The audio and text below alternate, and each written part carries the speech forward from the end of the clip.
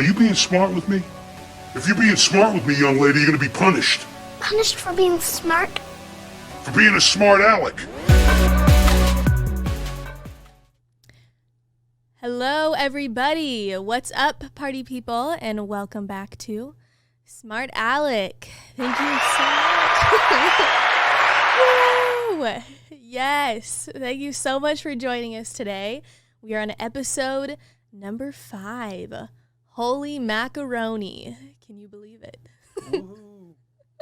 It has been such a fun journey so far, and I'm already learning so much. Are you learning quite a bit too, Christian? Every day I'm learning. It's been a lot of fun. But yeah, we have a great show. We have a guest who is a boxer, a business owner. He's an incredible coach. He's going to be joining us today. Yeah, he's been involved in his sport of choice for essentially his entire life, which is pretty cool. And we're going to hear all about his journey. And yeah, but before we get into that, before we welcome him on, we are going to be discussing another topic today. And that other topic is social influence. All right. Ooh. I'm really excited to talk about this. We've seen kind of a lot of different things going on recently, right? As times have progressed more and more, we're seeing clout being traded as a form of currency.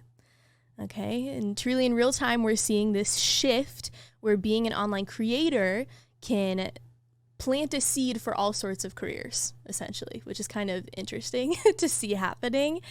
In the past, with Hollywood or even sports, there was maybe a more difficult formula for pursuing your dreams.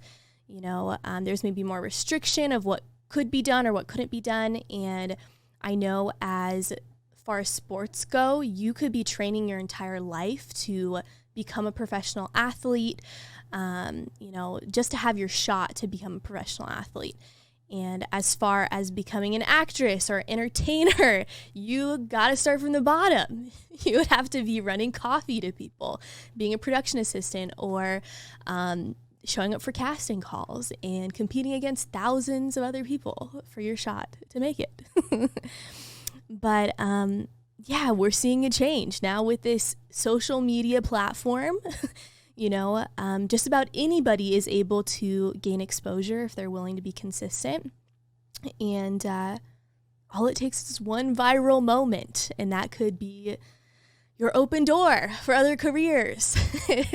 And so, I don't know. It's just, the other crazy thing is that no one has the power to say no to you anymore either. You know, they can't say to you, hey, you're not good enough. No, you're not the right fit, because through this new route, anyone can create their own content literally out of your bedroom, you know? And so, I don't know. The other thing, the opposing point is that people are also desperately starting to kind of cling to this new formula. And we're also seeing people who are just about willing to do anything to gain that viral moment, even if it's dangerous. I've seen some pretty crazy stuff. And so, I don't know. I think this discussion is hard for me to kind of officially decide where I stand, because if you know my story, I'm an actress, I'm an online creator, and I know exactly what it's like to, you know, have a passion that you feel in your heart and soul is meant for you. So I don't know. I just want to kind of present some different things that I've been watching unfold, look into both sides, get some, you know, different opinions on the spectrum here, and see if maybe my thoughts change at all. And we're just gonna discuss some things today. So, yes. Anyway, so our first piece here we're gonna go straight into is going to be, we're gonna talk about Miss Addison Rae. All right. So Addison Rae, if you don't know, she is one of the biggest TikTokers on the platform. She has a following of 80 million right now, 80 million. And she kind of skyrocketed to fame pretty much out of nowhere.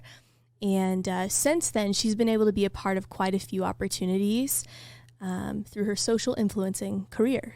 So she's planning on her debut album. She's dropped a single. She's now a singer. And she's even starring in her own movie that's called He's All That, which actually just released on August 27th. But the backlash that she received about a month ago, or a few months ago here now at this point, is she was selected to be a journalist for the UFC. And yes, people were really pissed about this, including, I think, maybe Christian. Yeah, I think a lot of people were just upset because people go to school for like 4 years to do these kinds of things. Yeah. And then, I mean, it makes sense to like promote the sport to the younger generation, but for people who have studied this for 4 years, this is like a dream job for journalists. Yeah, where like maybe they just saw it was so easy for her with fame to just kind of like just all of a sudden be a journalist where they've been studying for a long time. So yeah, she made this post, and this was on July 9th. She said, "I studied broadcast journalism in college for 3 whole months to prepare for this moment." But you want to know my quick hot take on this? Yes, let's hear it. So you have to think that there's like Charles Barkley was a professional basketball player. Mm-hmm. And then after he retired, now he's a journalist, like on a huge, I can't remember if it's ESPN. I think he does some on ESPN and maybe NBC Sports or ABC Sports or Fox Sports, one of those networks. And yeah, I don't think he studied journalism as far as I know, but he was just like, he's really well versed in the sport of basketball. Yeah. You know what? That actually reminds me of like thinking about quite a few different professional athletes. When they finish that career, they go into something else. That reminds me of like Shaq. We see Shaq everywhere. Shaq does everything. Yeah, Shaq's another one of those people. Yeah. He like does broadcast work still today, I want to say. Yeah, he owns restaurants. He like is often a spokesperson for a lot of different things. I don't know, where else have we seen him? We see him literally everywhere. We always are so surprised. Yeah, he owns Big Chicken, I want to say. Yeah, it's a really good place. It's so good. If you guys are ever in Glendale. It's also in Las Vegas. Oh, or Las Vegas, give it a try. Shout out Shaq. Yes, it's really delicious. So yeah, so we have all of these different mixtures of opinions, and we have athletes being able to maybe, transition into different careers, but then social influencers when they want to transition into different opportunities. There's a lot of backlash. So I don't know. I have a hard time deciding how I officially feel on this because I feel so many different emotions. Like, I get it. Like, I get looking at this. She went to, I believe it was Louisiana State University for a brief period of time. And then she dropped out when she blew up. And, I mean, it makes sense why you would look at this and feel pissed if you're somebody who's been working really hard, and to kind of see that door maybe just open for somebody who's, like, just seemingly beautiful and just, like, has the fame. Yeah, I mean, doesn't she have like a YouTube channel? I don't know if she does. She probably does now, but she started off on TikTok. That was her like initial platform. I mean, she's in Keeping Up with Kardashians. Yeah. So she's already familiar with being in front of a camera with like millions of viewers. Yeah. So I mean, this is new though. That's yeah, but you have to be like, it's kind of like nowadays not everybody needs a college degree to get a job.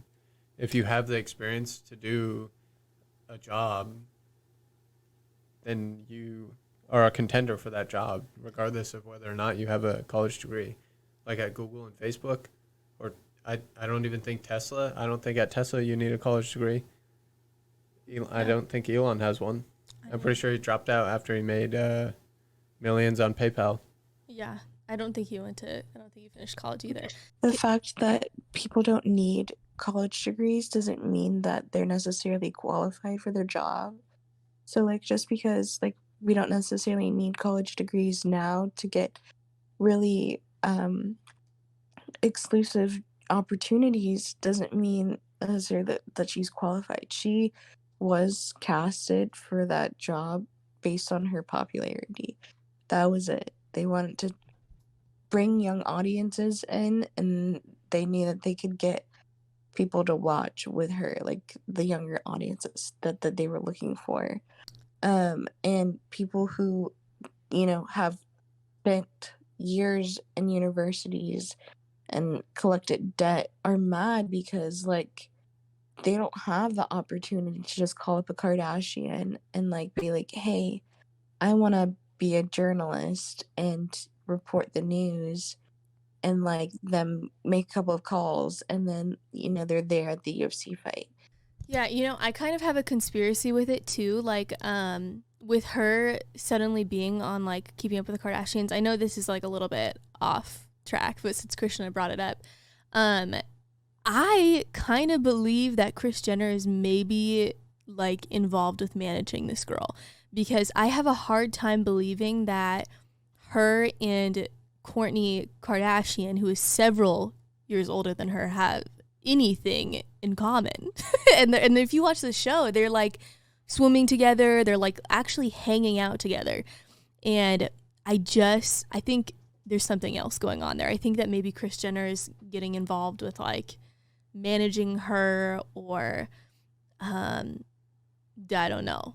I just don't believe that her and Kourtney are just tight friends. I think that, like, Kourtney might have a little bit of the vicarious blues.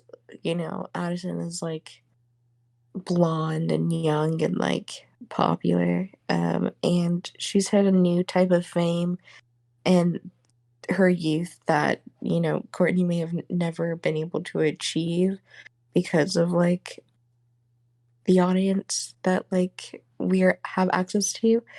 But I can totally see how you could see, like, Kris Jenner being her manager, because, like, the Kardashians have their hand in a lot of things. Even in politics, Kris Jenner is hardworking and she does know a lot of people. I will say that. So, yeah, the Kardashian Jenners have their hand in a lot of things. So I can totally see how you would put two and two together for that. Yeah, what do they say? The devil works hard, but Kris Jenner works harder. So I don't know. Yes. I feel like it's not that far-fetched, but I guess we'll kind of see it play out in the months to come. Yeah, I mean, there's some other stuff in here that we need to, cover as well. Yeah, so, I mean, the other thing, too, is, Addison Rae's not the only influencer who's guilty of getting involved in, new opportunities from their social influence. There was, of course, a lot of influencers are getting involved with boxing, who have, not really ever, to my knowledge, been really heavily involved with the sport.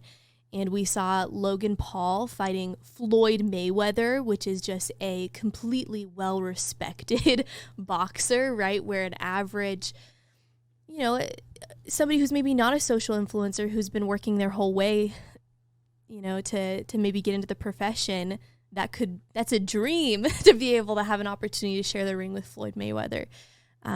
Jake Paul, he got to fight Ben Askren. And then, of course, we have Austin McBroom and Bryce Hall, which those are just, I believe they were TikTokers and YouTubers, and they fought each other.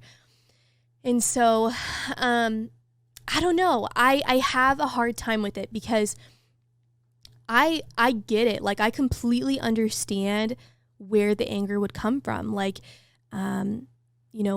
training your whole life to get into this field, and then watching somebody who, has never really cared about this industry suddenly be able to fight, the people you look up to, that you dream you could be able to be in a ring with.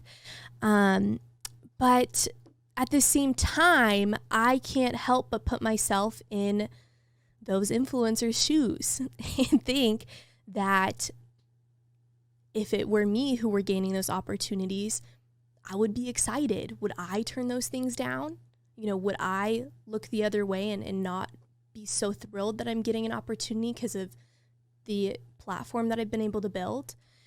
And so I think that that's another thing that we kind of have to take into consideration at the same time.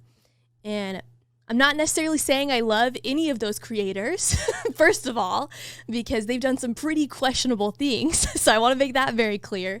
But I want to kind of challenge that frustration and maybe a little bit and think like, maybe they didn't come up in that industry, but we still have to at least give them the respect for the hustle. You know, we don't know the struggle or the effort that went into building that social platform, behind the scenes. I don't know. That's what makes it really tough for me to look at. You know, when you start to realize like, well, if you were being given those opportunities, would you, you'd be excited. You'd want to take it, Well, I think the difference between you and those creators are that like you also have like a great moral code and a great work ethic. You're not probably going to videotape yourself in a suicide forest and Yeah, not post it planning on online. that one. And you're definitely not going to say, Mom, listen to this song.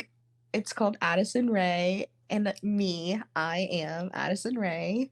You don't have to remind yourself of your own identity, because you worked on knowing who you are for a while and not having to talk in third person. So, I think, yeah, you have leaps and bounds of like knowing that you have credit where credit is due and you have like work to show like what you're capable of.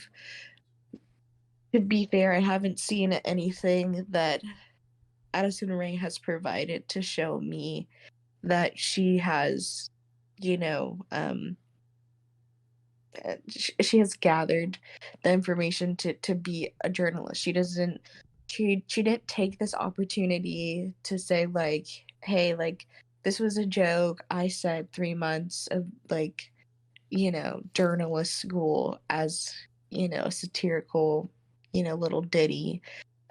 Here's all the other things that I've come up with that I've taken the opportunity to advance, or even like taken the opportunity to say like I will do better in the future.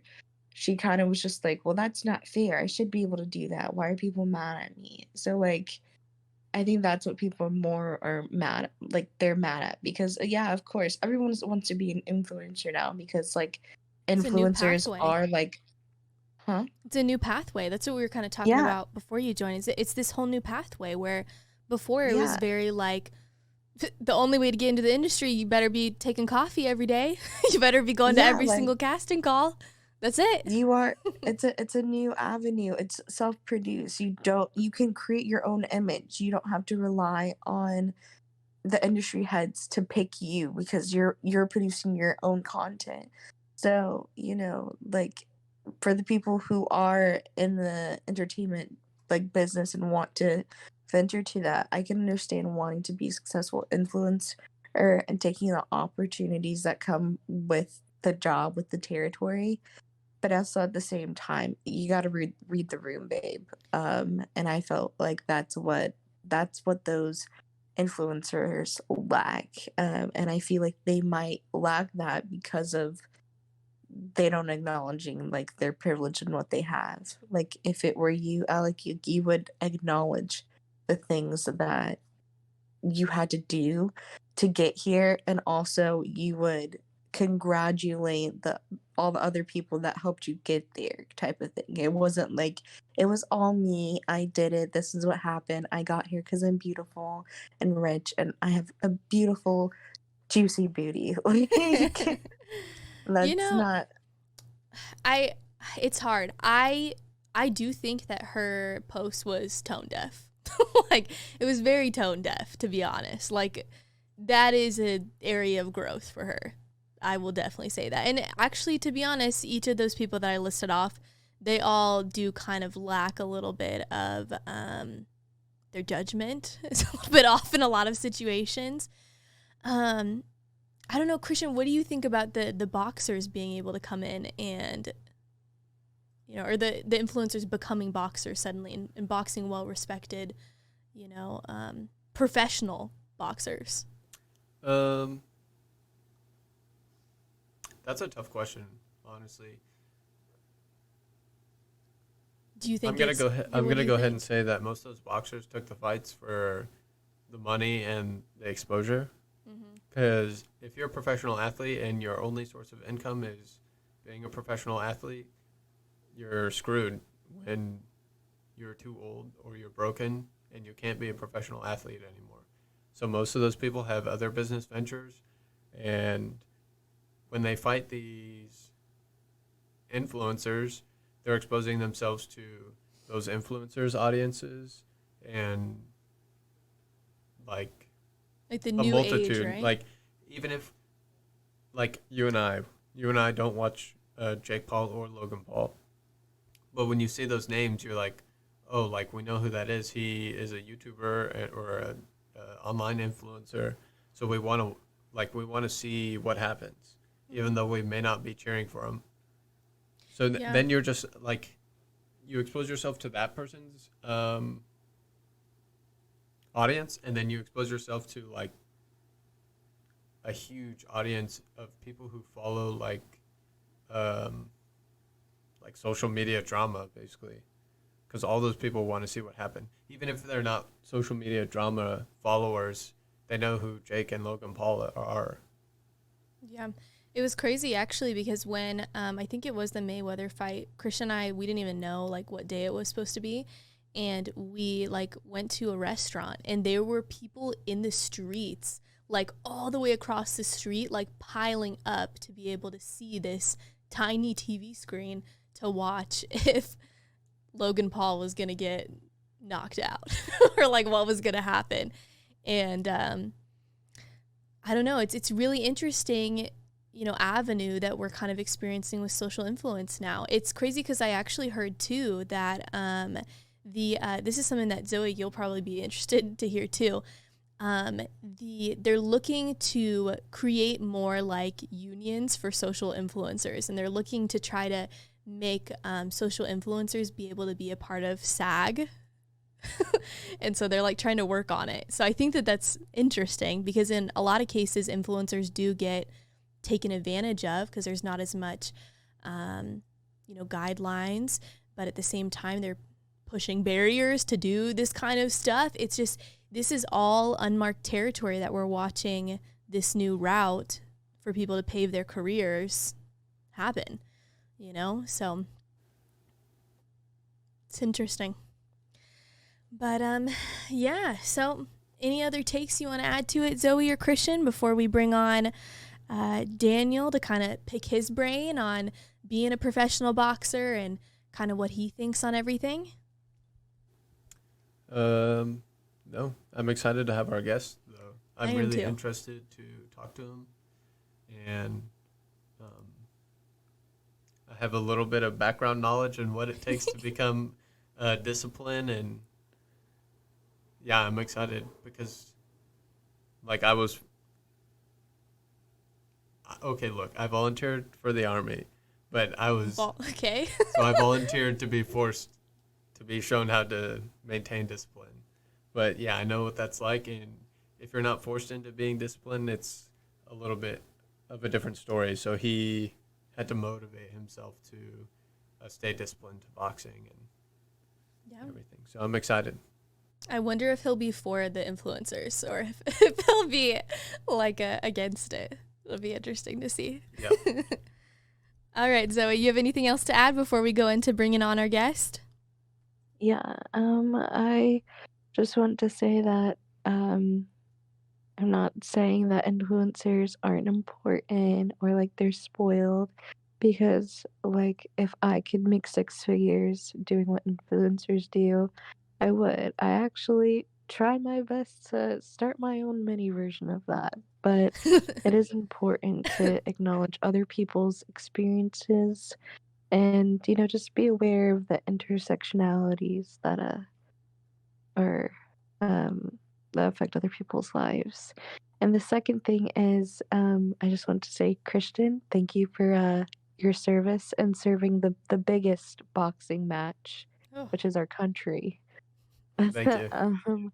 Do you remember the day that you were like tased? I don't know. Like I asked my dad this question. He was in the military, but he's in law enforcement. But do you remember the day that you were tased? Because I've heard so many horror stories, like people like peeing themselves and like defecating. So I wasn't like a military police. I was infantry, but I do remember he did some other getting things. getting gassed. Yeah, yeah. Getting gassed was probably the easiest thing I ever did. What? Army. Yeah, right. Um, Really? Oh my. yeah, I think all you do is you walk into a room. You have your gas mask on. They gas you, and then you walk out of the room, and you have tears and snot all over you, and they make you flap your arms like a bird, so your arms are going like this, and it's supposed to help open your lungs up and get rid of those toxins. But yeah, by far these, like I didn't have to do anything. All I did was get gas. Yeah, no, It was my a bad experience, but yeah, easy. my brother told me that you guys have to like say the Pledge of Allegiance like while you're in the chamber. Yeah, Is that true? um, there's something called the Infantryman's Creed, and we had to recite that. So it's probably like 3 times the length of the Pledge of Allegiance. But they make you recite like the pledge or a creed. That way they know that you're inhaling the gas because you have to breathe when you talk.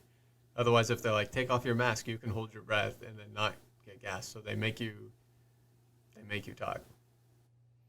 Gosh, well, um, that's that is quite something. The next time I see you, you're gonna have a medal, because getting gas does not seem like that is an easy feat, but you did it in no time. So if I ever join the military, I'm gonna request to say all the Kardashians' names instead of the infantry creed. I'm not gonna want to do that.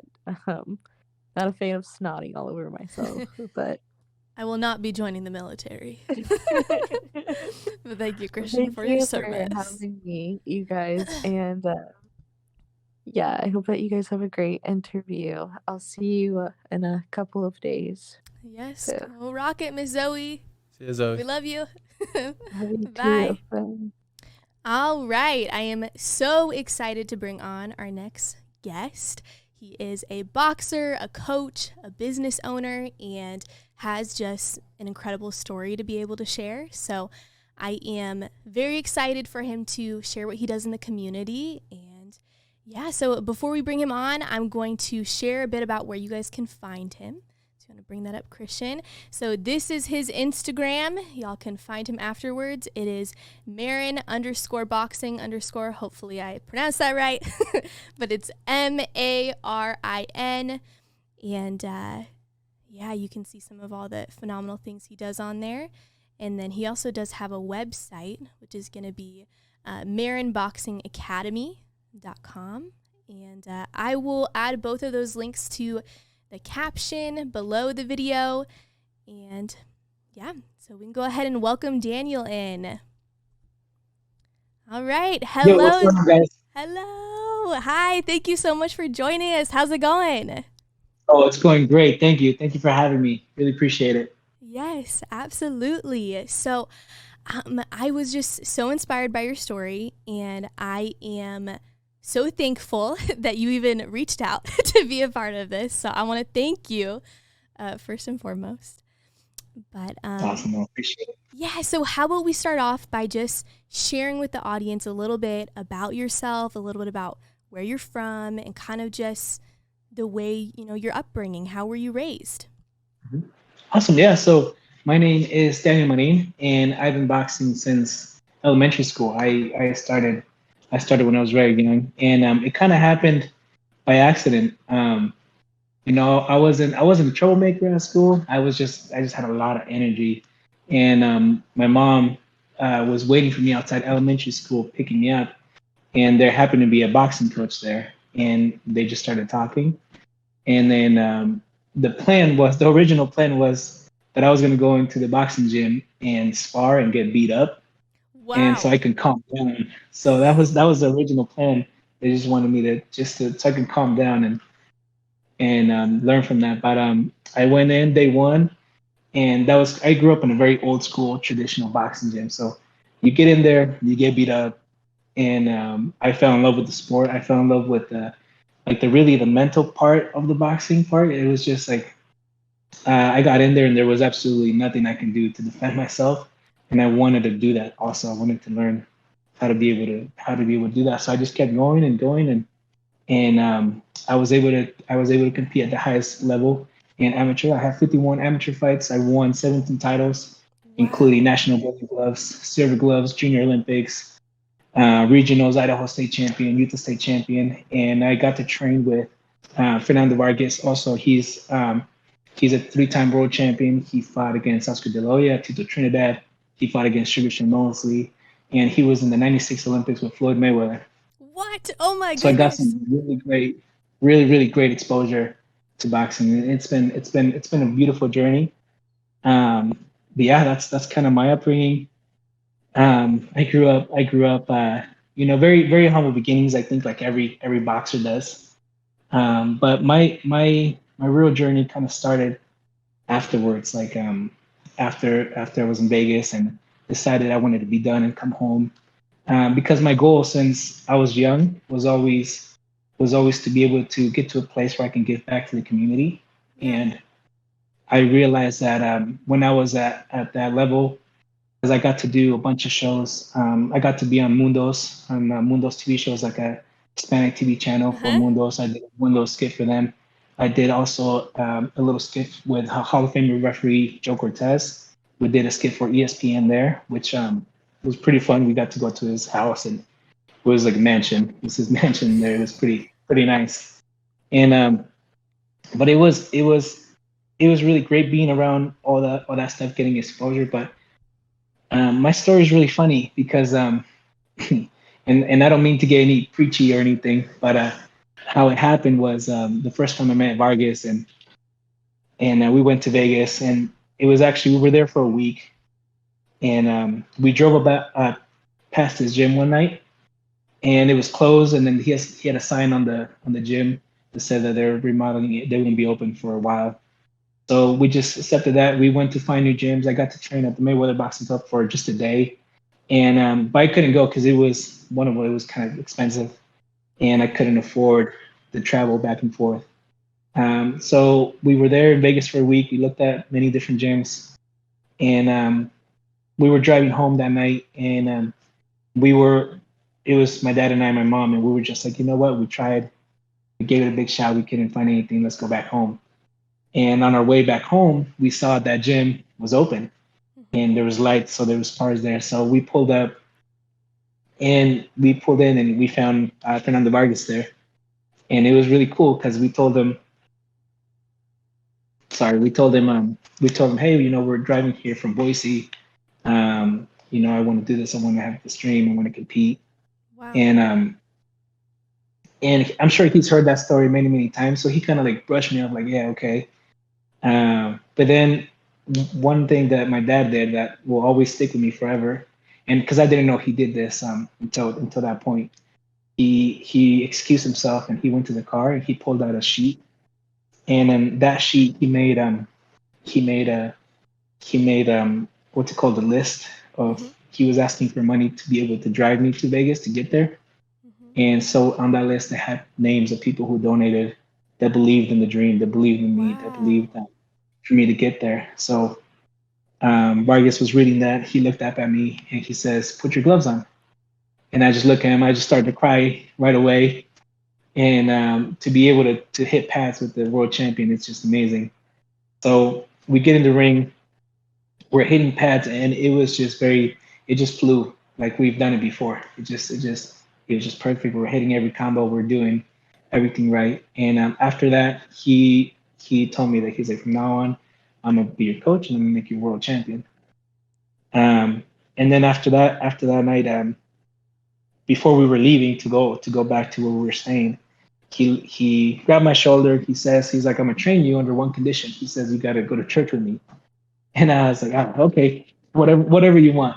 Right. And And it was funny because I never, I grew up Catholic, but never really followed it, never really cared for it. Like I would go because I knew that they would go to dinner afterwards or to lunch afterwards. That's the only reason why I would go. Yes. And so so I agreed. I was like, yep, whatever you want. So the first time that I went, it was with the son, his older son, Fernando Vargas Jr. And we went to a youth group. And as soon as we got there, the doors open and there's just a sea of kids just dancing and praying, and I'm just like, oh man, like what I get myself into. And from there, we went to the front of the church, and he starts doing his own thing. He starts dancing and praying, and I just bowed my head, and the best I could, I just saying thank you.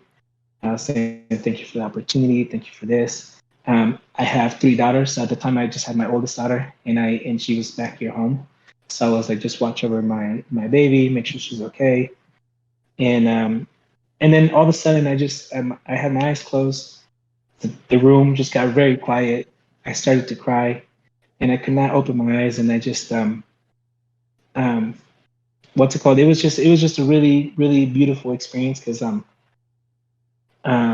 don't know how long I was like that for, but when I was able to finally like come to, like church was still going, everybody was sitting down, and what I think I learned from there is that I didn't go to Vegas to become a world champion. I went to Vegas so I can meet him and come and teach what I've learned. So I teach boxing from a place of like I went to trauma when I was younger.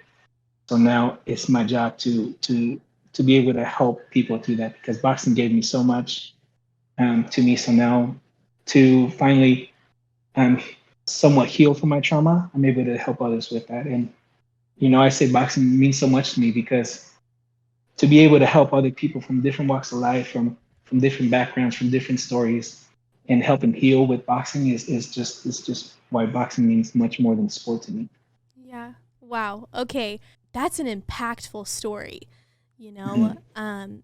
the fact that, it was not only your family who supported you in, seeing through this dream, but you were able to even see that there was this list of all these people who like had poured in their There's a love to, community behind me, yeah. yeah. And I feel like sometimes maybe we don't realize maybe, we can get into our head in the day-to-day life and maybe feel like we're alone, but we're not, right? And so that story is such a impactful moment to kind of, you were able to see that not only, your faith kind of brought you there too, in a roundabout way, but also you had a community of people who wanted to see you, have this dream Yeah, so fulfilled.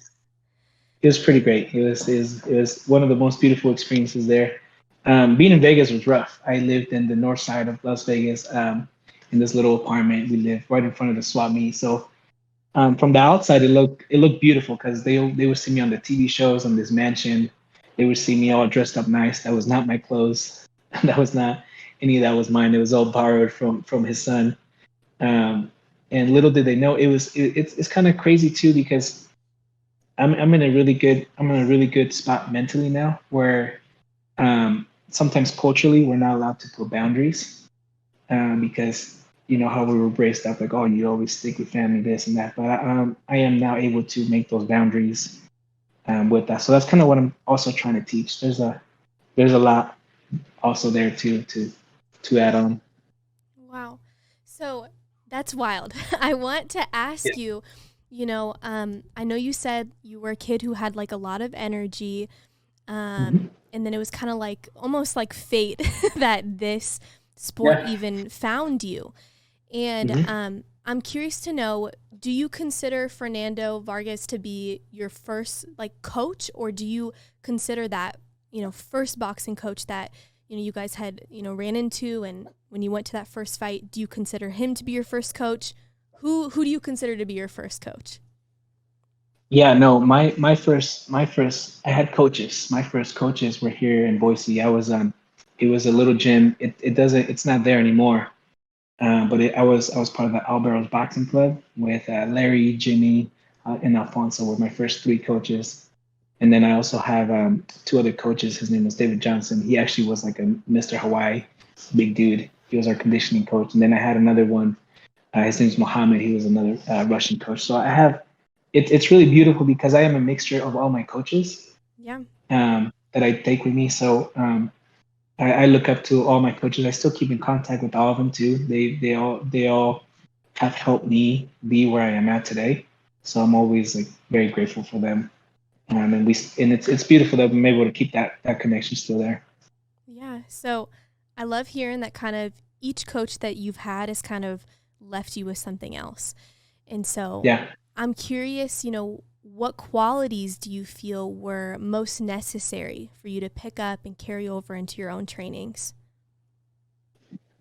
The most impactful one for me was they made me believe something that culturally we're raised like. So for example, culturally in my culture, I'm Hispanic. I am from Mexico, and so I was always told like, you work and you just go to work and you work as many hours as possible, and that's it. That's life. You just work until you're done.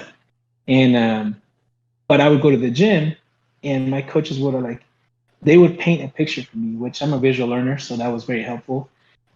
They would tell me, man, you deserve to drive this kind of car. You deserve to live in this kind of house. You deserve to have this much money. And they were so detailed about how my life should be that they actually made me believe all those things. And by believing those things, it made me work harder. And as I kept winning fights, I kept winning titles, I kept winning just that everything that I did, keep outworking my training partners and just keep going. They made me believe something that was that if they wouldn't have told me that it's possible, I would have never believed it. So just that whole process of like telling me that I deserve more was just the most impactful one for me. Yeah. It's funny because we actually had, I think it was our last episode we filmed Mhm. was actually all about mindset. And it was all about Yeah. like how, envisioning the life that you feel that you're meant to live and how, Yep. powerful our minds really are. And that when you Yep. see this life that you're meant to live and you know it in your heart and you're out there and you're doing the work, you're working toward it, those things become a lot more manageable to manifest into your world. And so I think that that's really amazing to hear that your coaches kind of started off doing that with you as well and Yeah. sharing like, no, you're meant for bigger things. And they were helping you envision that. And it kind of, sounds like it was a bit of a drive during your, matches as well, So, Yeah, absolutely. yeah. So, I know you're talking about competing. So I'm curious to know, do you remember, your first win? And do you also remember your first loss? And Yes. what did both of those experiences feel like? And how did they affect you as a boxer going forward after experiencing each? Yes, my first fight was great. It's kind of funny too. My coach Larry, um, I was really nervous for my first fight, and and I remember Coach Larry. He came up to me. He's like, "Hey man, this kid's tough. Like he's knocked out every opponent. He's dangerous. He's this." And I'm over there just sweating. And I get in there, we fight, and I just it was and I win. And then afterwards, he's in the back just laughing. He's like, I'm just playing. He's like, I don't know who he was. What So about, he was, oh, go ahead. and then, so yeah. So I mean, my first win, I will always remember that because I mean, it's your first win. You're never gonna forget that first part of like okay, now you're a real boxer. Now you stepped in there. Like you did the training. Now can you actually do what you trained for? So it's a beautiful feeling. And I remember just giving my first trophy to my mom because she was always there training with me. She how to get out of school. She would make me food, and then we would walk to the gym, and she was always there with me. So it was just great. Just always being training, being able to look, and she was there. That was just even more motivation for me to win. So I gave her my first trophy, and actually I've given her all my trophies that I've won. Wow. She has them all. And Proud my mama, first loss, it sounds yeah, like. my first loss was great too because I mean you learn to get humbled real quick. You learn you learn that you're not all that. So it was great, because I learned more from my losses than any of my wins. Wow. So because we were able to come back to the gym, rewatch the fight, and like, okay, what could I have done better? So every single loss actually helped us get better. So we never see it as a loss other than just, you're just learning. You're Yeah. just learning. It's just a learning process. Yeah. So I love yeah, that. that's right. It's like you're studying, even if, it's a loss, you're like, great, I'm going to get better. I'm going to keep going, whatever, not letting yourself Yeah, kind of get into any type of failure mindset, I think is what's important. exactly. But I know one thing that I read on your site, and also you shared with us today, you just share so much empowerment and just the love that you pour into those that you're training with. And you shared you experienced your own personal trauma. And on your site, you said that, that part of your message is that your trauma does not define you. And so what do you find is the best way to create a safe space, for those looking for an outlet? And, can you share with us what your method is, with making each person feel comfortable with opening up and evolving through this sport? Yeah. So my goal is to always make everybody feel like they're walking into a safe place, because already coming into a gym full of fighters is intimidating by itself. So now, I don't ever push anybody to say, to not do anything that they're uncomfortable with. Like, you have to build that relationship first, build that community first, and then, because it is your trauma, so it is your choice to say whenever you're ready. You don't have to explain yourself to anybody. You don't have to do any of those things. So my method is just really just community, and I feel like I'm somewhat of a empath. I can like feel other Yeah. people's feelings. I can relate. Um, so just I don't know. It's just I guess it's just one of my qualities that I have. I just feel like I can connect to people and be real with people. People appreciate that. So when you're just honest with them, so it can help create those relationships. Well, I love that. I will share I'm definitely an empath too. I definitely Yeah, pick up on people's emotions. But that can be really beneficial with relationship building. So I can already tell, absolutely. like, that probably is one of the reasons why you're a phenomenal coach is because you're able to like really channel that into helping empower others. Yeah. And so, yeah, I know anytime when working out or starting a new project, perfecting your sport, it takes time to learn and develop. And so how, do you feel that, as far as it goes for yourself and for others, how do you maintain discipline and encourage that motivation, when you start seeing tougher periods come up? hmm Well, I mean, in my personal, I always had waves of being motivated, and you have all those waves. So I always, when people are getting to a point, I always try to make boxing fun. So at the point that it's not fun, I always say, hey, how about you take a little break, take this week off, rest, and then come back. So I rest is highly encouraged, because then I will also get those people that just love boxing right away and they want to do it 4, 5, 6 times a week on their first ever try. But after a week, I don't see them because they're so sore they can't come in, and then I won't see them for a month. So I But just ease. I encourage everybody to ease into boxing. Boxing takes time.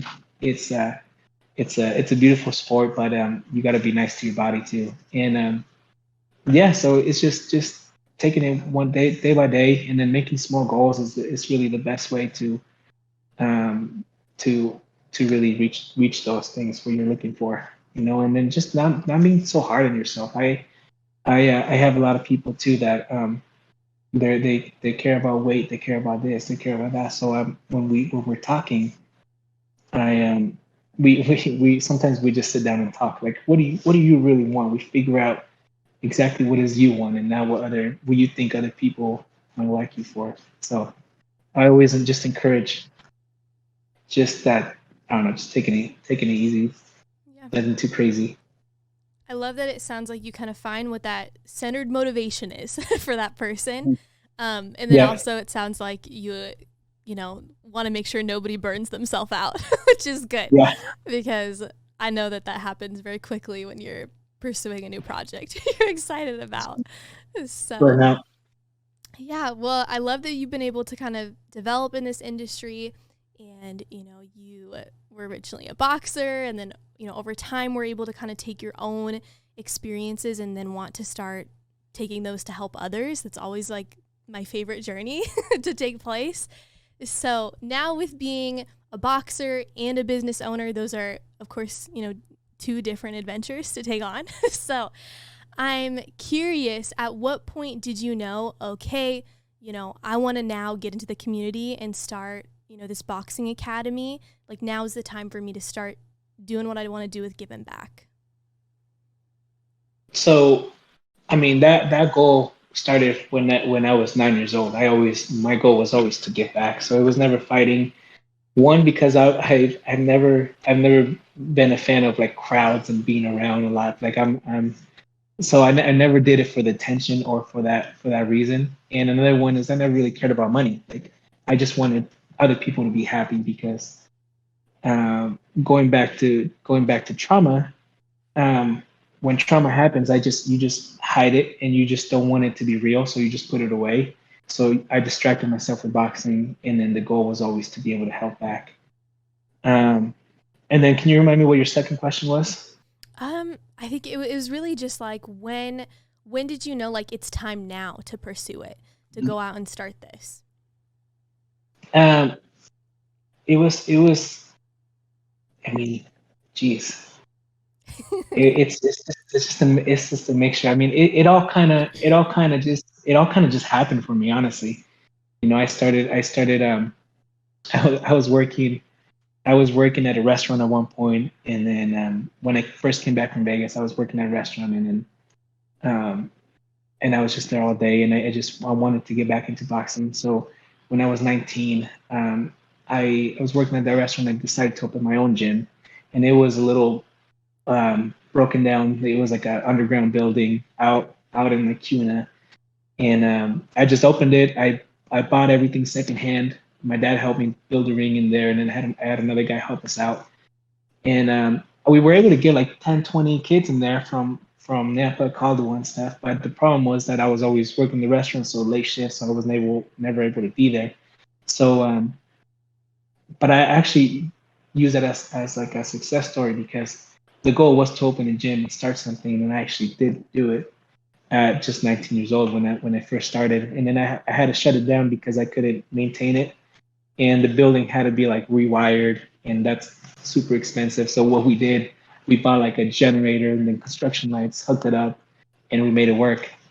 And then, flash forward, I'm still working at the restaurant, and then someone mentions SBG, which is the gym that I work at now. And so I called, checked it out, asked if they were looking for new coaches, and this job took me a while to get. It was funny. I kept calling. They had fights around at the time I was calling, so they were never able to get back to me. And then I would show up after work, and the owner was always busy. I couldn't reach him. And then at one point, I told the guy at the front desk, I was like, "Hey man, I just want to help out." I was like, "You guys don't have to pay me. Just let me have a home to come home, home to, and I can teach your guys." And then finally they called me, and the owner called me. He's like, "Hey man, can you still spar? Can you still spar in the ring?" And I said, "Yeah, I can come in."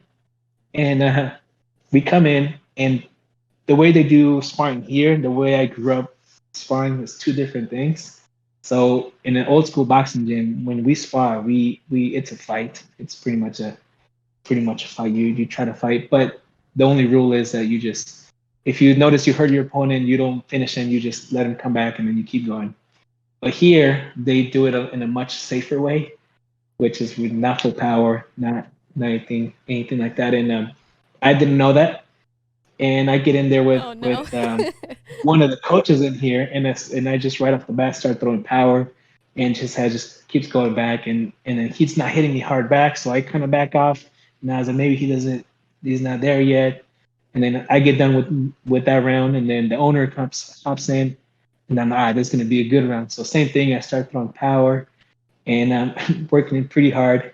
And then I realized too, he's not hitting me back as hard as I am, and so I hold back a little bit, and then we get done with that round, and then I mean by then I understood, oh, this is how they spar, like they go lighter, and we got done, and it was funny because he's like, yeah, you know what you're doing. He's like, let's get you a schedule, and that's how I started. I beat up my boss to get a job. Wow, amazing. I love that you like your persistence. You kept showing Yes. up. You're like, hello, like Yeah. I meant to do this. Hire me. Yeah. But- Yeah, it's funny too because when I got the job at the restaurant, that's how I showed up and hey, I'm working today. I came with my uniform. I was like, hey, I'm working today, and the manager, she's like, and it's funny because the manager at the time, she is now my best friend, and we've been boxing for 5-6 years together now, and she's the one that helps me with the programs. She helps me organize everything. So it was Wow. funny because she just looked at me and she's like, no, what the heck are you? Like, who sent you? You don't even have a job interview. You didn't do anything, but I demanded a job. And then I was like, yeah, I want to work. And she's all right. Here's this. And I got the job also. Wow. So I I'm a go-getter for sure. Yes, sometimes it's just about being brave enough to be fearless. Yeah. And like the The other worst thing, you can say is go ahead. no. What's that? Yeah, the worst they could say is no, right? I'm such a firm believer that like every job you've done before is all leading to the next thing, right? Or every person that comes into your world, it's for a reason, right? And so it's crazy that your manager there before now plays such a crucial role in your world now is one of your closest friends. It's just crazy the way life works. But Yeah. so I'm sure, with you being a coach, I'm sure kids look up to you in the same way that you looked up to your coaches. And funny story, I used to manage a team of women. And I remember I, was always evolving and finding new ways to inspire and motivate them. And I just adored being able to pour into them. And some of my best leadership growth moments was when I realized that every person had different internal motivators. And each person I worked with kind of needed, to be poured into in a different way. And so through your experience, being a coach, what qualities do you think really make a strong leader? And were there any setbacks you ran into when you first began coaching that you feel made you a better leader and coach later on? Yeah. Yeah, we have to be a great coach. I mean, it takes a lot. One of them, you just have to. I love my job. I wouldn't trade it for the world. Like I could do this all day, every day. Like I just love being here. I love the part that I love the most is just I'm able to help someone with whatever they're going on in their day. I am that break from the world. So to be able to be that break for them, and there's some clients that I have that sometimes they come in and they're just having a really rough day, and we're able to just sit down and we talk for the whole hour, and that's all they needed. They just needed someone to hear them. So I'm almost like a therapist in a Yeah, way. you listen to them. I love that.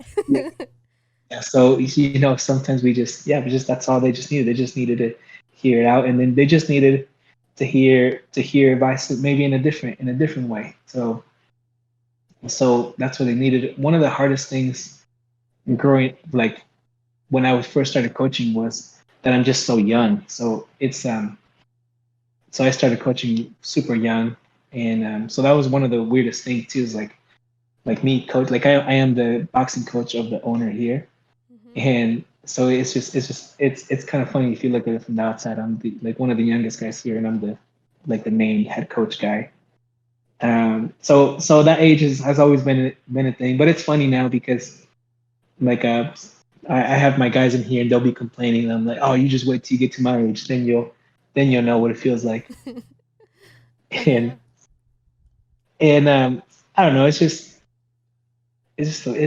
fun. I love my job. I love being here with the people and just building that community. Yeah.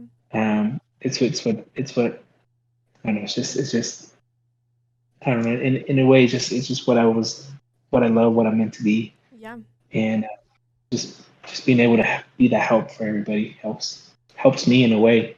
Really, it's I get a lot of it too because it helps me heal from my trauma by being able to talk about it more. You know, to me, um, as a coach, hearing you talk about the way that you work with, the kids that come in, I can tell that you are very encouraging. You're very caring.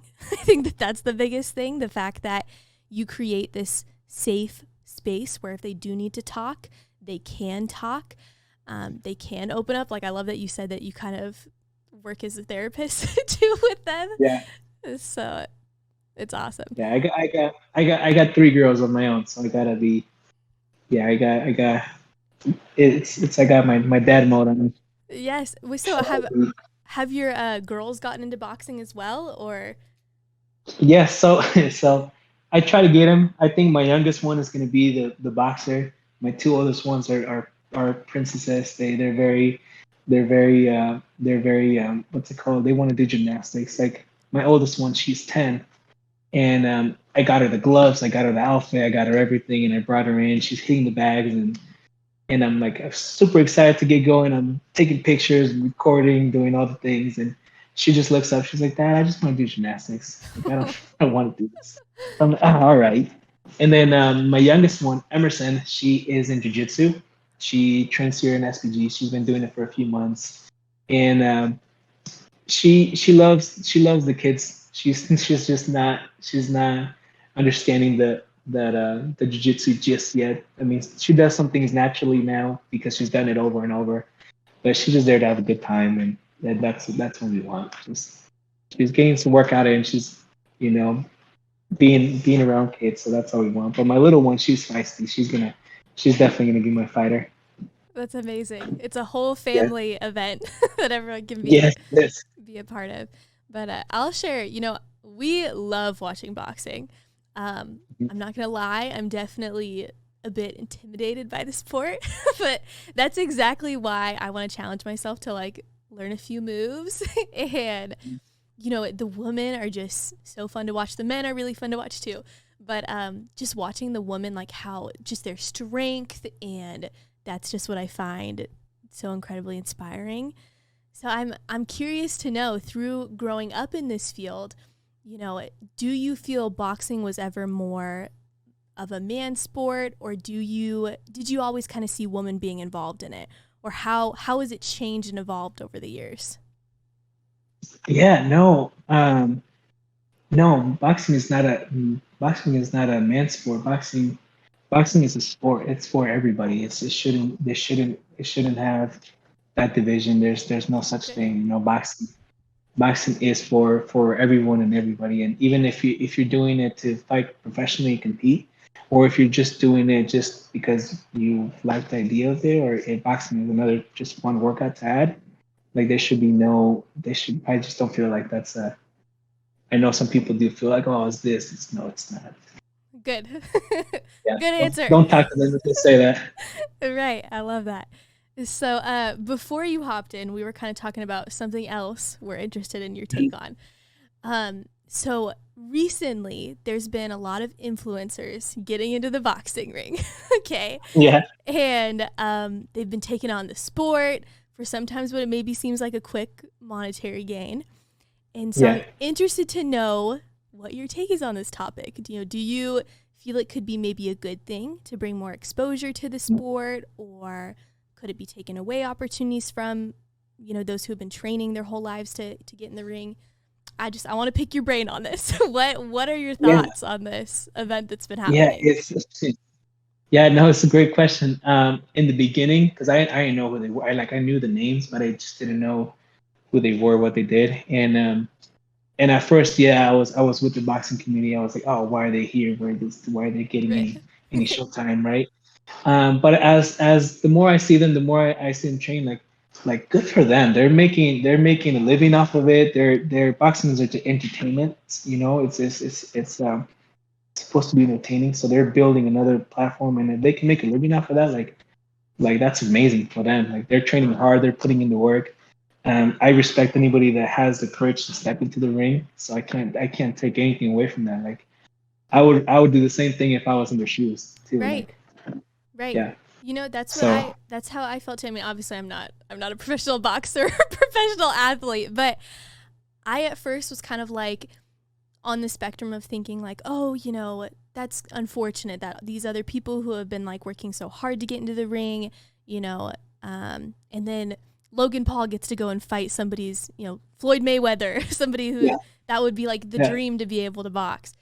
And yeah, but then I started thinking like, you know, I am somebody who I like to create content online, and I was thinking, well, you can't help but put yourself in those shoes as well. If mhm, you were blessed with this opportunity to be able to do something like that, yeah. Then definitely, yeah. you Yeah. would If take anybody it. told me, You would take it for would you sure. fight? Yeah, would you fight Floyd or, I mean, Mike Tyson? Like, yes, absolutely. I would get knocked out for just to be in there Right. with them. It would be just an honor to be in there. So yeah, so it's great for them. I love it. I'm a fan.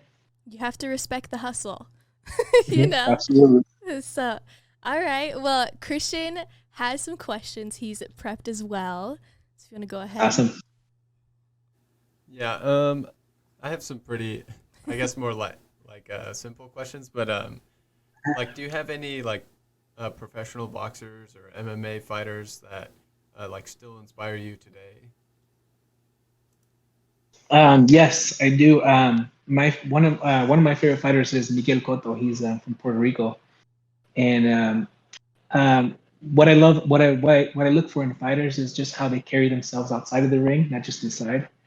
Just the dedication. I love how committed Miguel Cotto is to his wife. He's very respectful. He's very a community person. So that's what I look for in a role model. So doing the work that I do, I'm also trying to imitate the same way to create, to hopefully be someone that the younger generation can look up to. Like I may not be rich and famous, but I can also be someone that made it from having nothing. I used to live in a little trailer. At one point, we had like 10 people living in it. To where I am now, where I bought my first home when I was 24, 23. Wow. Where I have my beautiful wife, my beautiful babies, to have all that I have now. Um, and just being a good person means a lot more to me. So I respect Miguel Cotto for that. Also, just how the people, you know, carry themselves. Like I love Manny Pacquiao too. He's had some controversial stuff going on, but he's always been a person of the people too. And so yeah, so I love him. I mean, Muhammad Ali, the greatest. He did a lot for this community, and so yeah, I admire people like that. I love Floyd Mayweather, the boxer, and but the character outside the ring is different story. Yeah, those like Floyd, I would say he's very inspiring boxer, but maybe some of the stuff he does outside of the ring Mhm. is maybe not to be Yeah. followed by.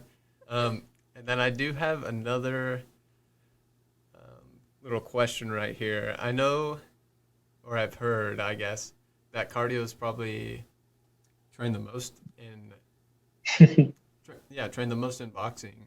And Yes. for me, like during my time in service, we trained a lot of cardio because it's something that you just need to be proficient in because you walk far and you have heavy stuff on you the entire time. Um, Yeah. for me, I would get yelled at if I failed in cardio, but for like a boxer or someone where it's a little bit more voluntary, what helped you power through those moments where you were like, man, I cannot jump another rope, or like I cannot do another burpee or throw another punch, like even Yeah. in the ring too. Yeah. Yeah, I learned I learned the motivation also came from fear from my coach too, because he was very strict when it came to training. So there was times that we would pass out. I've had guys pass out. I've had guys just puke. Uh, and then so I mean, training was intense. Like I remember, I mean, my training schedule was you wake up, you run 4 or 5 miles, you eat, you go train again for another 2 hours, you rest. I would teach a class and then train again, and then you spar for another hour, and then you would run at the end of the night. for conditioning. So it was an intense training. Like even when I was younger too. When I was younger, if my coach saw us slow down while we were hitting the bag, and I remember he would just put on his pad, and then he would walk around you, and he'll give you a warning. He's like, pick it up, go power, speed. And if you didn't, he would just smack you across the face like as far as he could. And I mean, we were 10, 12, 13 years old at this point. And I mean, so he just pushed us. He was like, I'd rather you get hurt here than in the ring, because it's you can't you don't play boxing. So yeah, so I hated, like everybody thought like, man, you must really love running. You must love to run. He's like, you're always running so fast. I was like, no, I run fast because I hate it. I just want to get it over with. So just sprint to get done. Yeah, that was So, something that motivated me to run fast as yeah, well. just get it. I just want it to be done. So yeah, so just finish it. Yeah, and I guess it's also just the motivation of just growing up with not a lot. That if I can push through this pain, I can get not only myself but my family to a better position. That was also a big motivator, because I mean, for us, I mean, school wasn't really an option. All that stuff wasn't, really an option. So it was either this or you just do what everybody else does, and not, I'm not saying that's wrong, but it just we work so hard to get to this place, and just push a little harder. Like, you're already there, so why quit now? Like, we're already in pain. Let's get a reward from it now. Yeah, I understand that. I love that. Why quit now? Well, on that note, we can finish up here. I just want to say thank you so much for joining us. You are just so positive, and you have such a great energy to you. So Thank you. I very much have enjoyed being able to have you hang out with us here today. And there's so much that the viewers are going to be able to take away from this. I'm excited for the next piece of this. We'll be teleporting to Idaho to maybe me to learn some boxing moves, see how I hold up. But yeah, any last piece of advice you want to leave the viewers with? Just just if you have a boxing gym around you, I mean, I highly encourage everybody to do boxing. It is the best thing, not as only as a sport, not as a physical sport, but it's the best thing that's helped me for my mental health. Just finding a really good team around you has always been really, really nice. So find a boxing gym that's local around you. Make sure you get to a good boxing gym, because there are some boxing gyms that are just trying to get you in there to hurt you. So be careful for those. So find a great gym. SVG is one of the best gyms in Boise, the best gym here in Boise. So I mean, that's really it for me. Awesome. If you're in Idaho, go check it out. But other than that, thank you so much for joining us. And Appreciate you guys. Thank you so much. Thank you. See you later. Yeah, see ya. Okay, well, everyone, thank you for joining. That was phenomenal. He was so inspiring. I learned some fabulous moves. And who knows, maybe I'll become a boxer with my social influence. Just kidding, probably not. But interesting, right? Yeah, that was great. He was a very inspiring person to listen to and to learn from. Yeah, absolutely. So anyway, thank you guys for joining. If you liked this video, please subscribe, like, drop in the comments. What should we have them drop in the comments today if they enjoyed this video? Marin Boxing Academy. Drop that in the comments if you enjoyed this episode. But that's all. And don't forget, guys, that life is always better when you're a little bit of a smart aleck.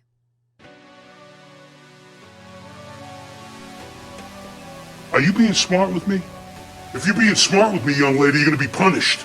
Punished for being smart? For being a smart aleck.